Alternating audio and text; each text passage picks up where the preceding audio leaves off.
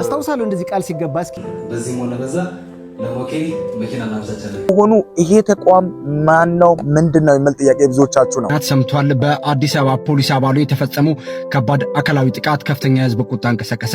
በጣም ብዙዎችን ያሳዘነና ብዙዎችን ያስገረመን ተግባር ስትናገር ማንንም የለኝም በተለይ የሚያግዘኝ ሰው የለም እናት የለኝም አባት የለኝም ዘመድ የለኝም ጋይስ ስራ ቦታ ማብራት የለም በጣም ባስቸጋሪ ሁኔታ ይህንን መልእክት ግን ሁላችሁም ልትሰሙ ይገባል በአንጋፋው አርቲስት መኮንን ላይ የተፈጸመው አሳፋሪ ተግባር ምንድነው ይህንን ተግባርስ የፈጸመው ማን ነው የተኛው ተቋም ነው ጋይስ ራሄል ጌቱ ምን አድርጉ ነው የምትለን ቆይ እኛ የኡነት አልቻልናቸው የኢትዮጵያን አርቲስቶች አንዳንዶችን አልቻልናቸውም ነው የምላችሁ እነዚህን ሐሳቦችን በዛሬ ቪዲዮ በዋነኝነት እናነሳለን ይሄው አሁን እየሰራ ያለሁት በጣም ባስቸጋሪ ሁኔታ መንገድ ላይ ቆጭ ብዬ ነው ይሄንን ቪዲዮ እንድታዩ ሁላችሁም ኃላፊነታችሁን ትወጣላችሁ ቤቱን ሰብስክራይብ ታደርጋላችሁ ቪዲዮውን ላይክ አድርጋችሁ ጀምሩ ይህ አቡክ ሚዲያ ነው አንጋፋውን አርቲስት መኮንንን እጅግ በጣም ባጭበርባሪነት መንገድ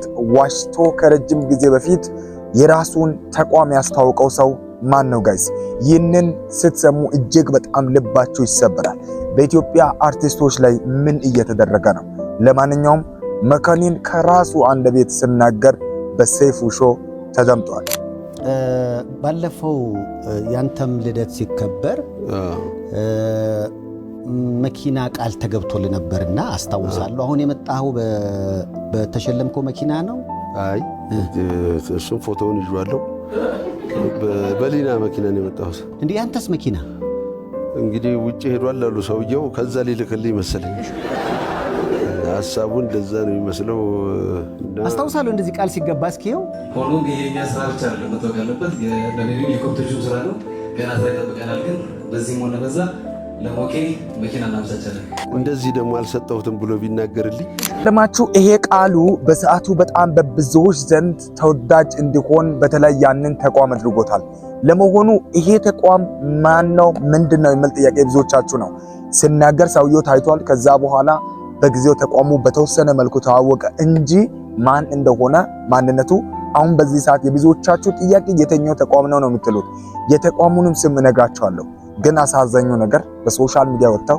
መኪና እንሸልማለን ብለው ተናግረው በዚህ ልክ ማዋረዳቸውን የኡነት በጣም ሀዘን ተሰምቶት ቀጣይ የምናገራቸው ነገሮች እንደ አንድ ሰው ብቻ ሳይሆን እንደ አንድ አርቲስት እጅግ በጣም ውጥቀት የሆኑ ነገሮች ናቸው በጣም ልብ የሚሰብሩ ነገሮች ናቸው እኔ ማወቅ የፈለኩት ወይ ምናልባት በስምህ ይሄ ከስተማይዝ አድርጎ እያሰራው ይሆን አሁን ምን መኪናው ነው መኮንን ማያረገው እንደሱ ያረግ ጨዋ ነው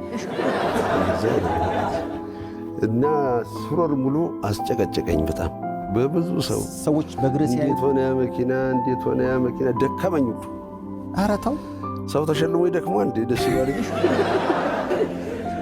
እና እስካሁን ድረስ እኔ አላገኘሁትም አሁን እንደውም ከሀገር ወጥቷልም ይባል ወሬ ያለ ያው የመኪና ጉዳይ መቼም ብዙዎችን እያባላ ነው ከነዛ ውስጥ መቆጠሬ ነው የሚያሳዝነኝ ሳልበላም ሳያበላኝ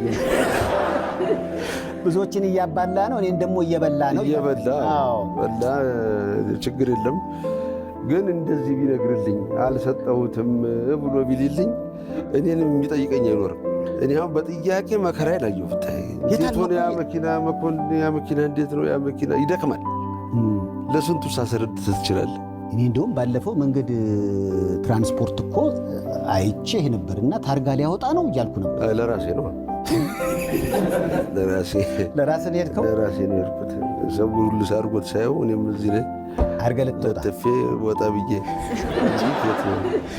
ያው እንግዲህ ሰው ማን ያላል ቢባል የተናገረውን ነውና ያው በአደባባይ ላይ የተገባ ቃል ስለሆነ ቃሉ ይተገበር ዘንድ ይሄው መኮንን እኔም እየጠየቅን ነው ጋይስ በጣም የሚያሳዝነው እዚህ ጋር ምንድነው መኮንንን ብዙዎቻችን ተዝናንተንበታል ገና ከልጅነታችን ጀምረን እናውቀዋለንና በጣም አንጋፋ የሆነ ትልቅ ዋጋ የከፈለ ሰው እንደሆነ ይታወቃል ከዚህ ሰው ጋር ተያይዞ በተለይ ከአርቲስቶች ጋር ተያይዘው የሚደረጉ እንደዚህ አይነት ማጭበርበሮች በጣም ነው የሚያናዱት አስቡ አሁን ምን እየተባለ እንደሆነ ታውቃላችሁ አንዳንድ ጊዜ በአደባባይ ቃል የተገቡ ነገሮች አለመፈጸም ከሚፈጽመው አካል ይልቅ የሚፈጸምለት አካል ነው ትልቁን ተጋድሎ እና ትልቁን ሀዘን የሚጋፈጠው ምክንያቱም ነገሩ ለሰውየው ከተነገረለት ጊዜ ጀምሮ ሰዎች ይጠብቃሉ።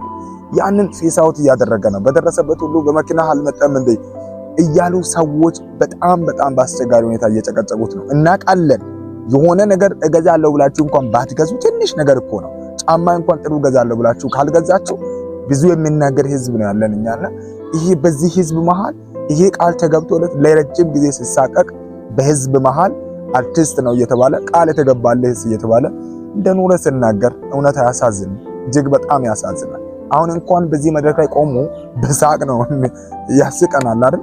ግን በጣም አስቸጋሪ ሁኔታ ውስጥ እያለፈ ያለ ትልቅ ለጥበቡ ለአርቱ የከፈለውን ዋጋ የተዘነጋለት አይነት ሰው ይመስለኛል። ከዚህ በላይ ደግሞ በጣም ያስደነገጠኝና ልቤን የሰበረው ነገር ምን እንደሆነ ታውቃላችሁ? ባይሰጠኝም ግደለኝ ምን ባያመጣውም ግደለኝ። ግን እንደዚህ አሁን ልክ እንደዚህ በአደባባይ ላይ እስካሁን አልሰጠውትም አጠይቁት ቢል በቃ እንደሰጠኝ ነው የምቆጥረው እና ያደክማል አይደለም ካለመሰጠቱ ባሻ እኔ ረስቼው ደህና እየተጫወትኩ ያ መኪናስ ይላለን።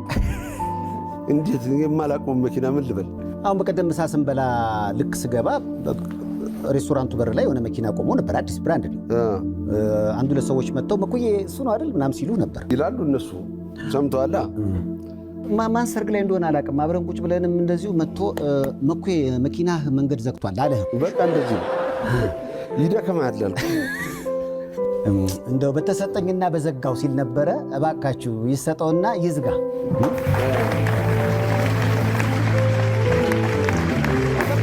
እንደዚህ ቃል ሲገባ ህይወትህን መጀመሪያ ያስበበት ልጆች ራሱ ቤተሰብ ይጠይቃሉ። እንዴ በጣም የሚገርመው እኮ እሱ ነው።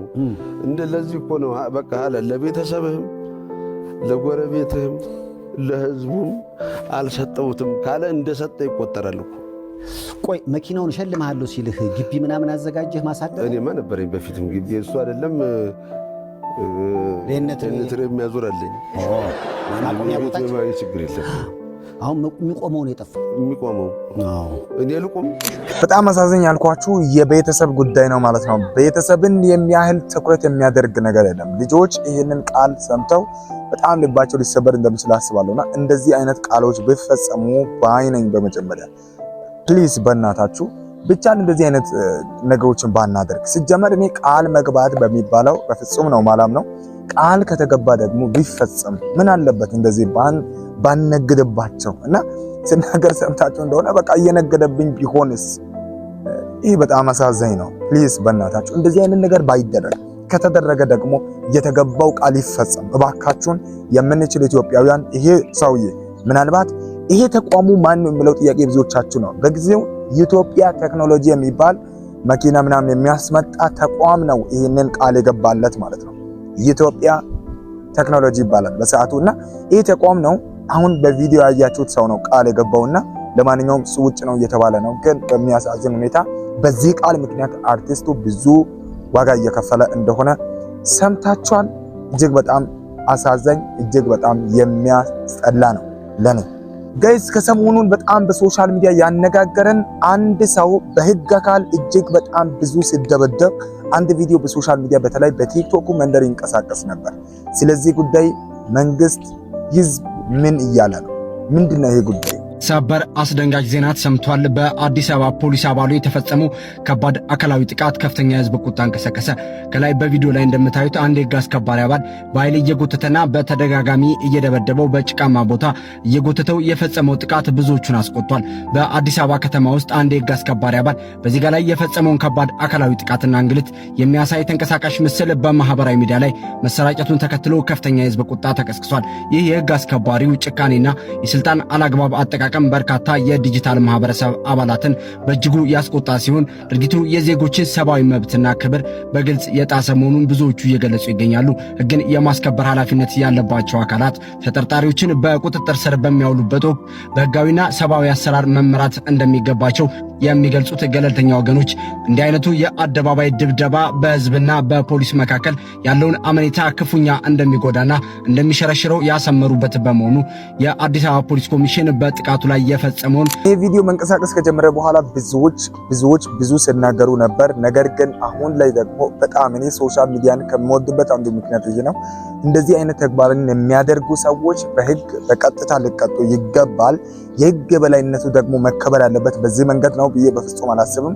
ይሄ የህግ በላይነት የሚከበርበት መንገድም አይደለም። ሰውን በመደብደብ፣ ሰውን በመምታት፣ ሰውን በመጎተት የሰውን ሰብአዊነትን በመጣልና በማንቋሸሽ ሊሆን የሚችል አይመስለኝምና ሲደበደብ ታይቶ ነበር። ለማንኛውም ይሄ ግዴታ የህግ በላይነት ሊታይ ይገባል።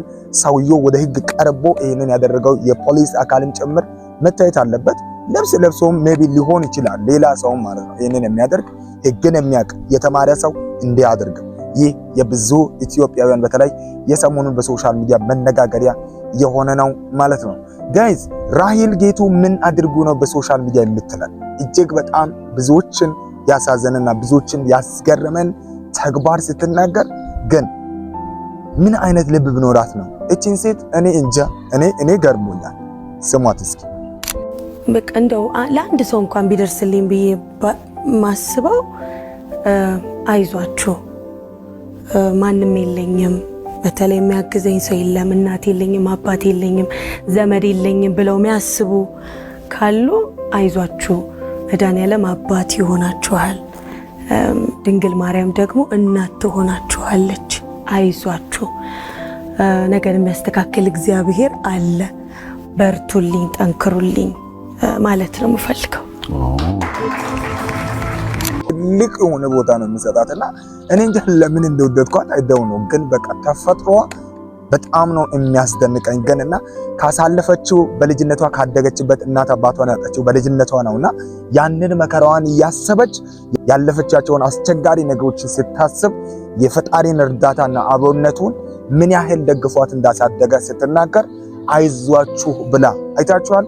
መከራን አይቶ ያለፈ ሰው፣ ተቸግሮ ያለፈ ሰው፣ ተጨንቆ ያለፈ ሰው፣ እጅግ በጣም አስቸጋሪ ፈተናዎችን ያለፈ ሰው እንደዚህ አይነት ነገር ይናገራል። እንደዚህ አይነት ነገር አለውና በጣም ነው የገረመኝ።